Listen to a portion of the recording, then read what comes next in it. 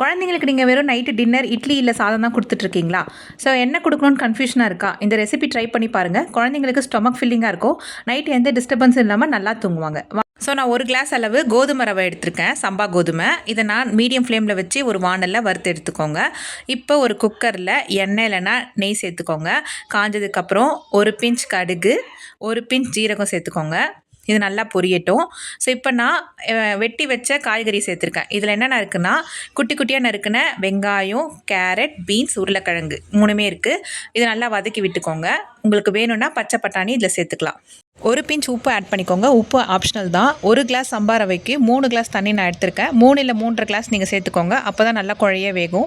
So சேர்த்துட்டு தண்ணி கொஞ்சம் நல்லா கொதிச்சதுக்கப்புறம் நம்ம ஆல்ரெடி வறுத்து வச்ச அந்த கோதுமை ரவையை இதில் ஆட் பண்ணிக்கோங்க. இது எல்லாமே ஒரு டைம் கலரி விட்டுட்டு குக்கரில் மூடி போட்டு விசில் விட்டு ஒரு 4 இல்லை 5 விசிலில் நீங்கள் எடுத்திங்கன்னா ரெடி ஆகிடும்.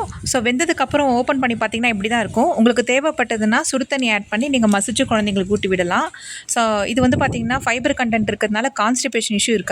மினரல்ஸ் இருக்கிறதுனால பிரெயின் டெவலப்மெண்ட்டுக்கும் க்ரோத்துக்கும் ரொம்ப ஹெல்ப்ஃபுல்லாக இருக்கும். இந்த மாதிரி ஈஸியான பேபி ரெசிபிஸ் உங்களுக்கு வேணும்னா மறக்காமல் நம்ம சேனலை ஃபாலோ பண்ணி சப்ஸ்கிரைப் பண்ணிக்கோங்க. இந்த ரெசிபியை சேவ் பண்ணிக்கோங்க, பின்னாடி யூஸ் ஆகும்.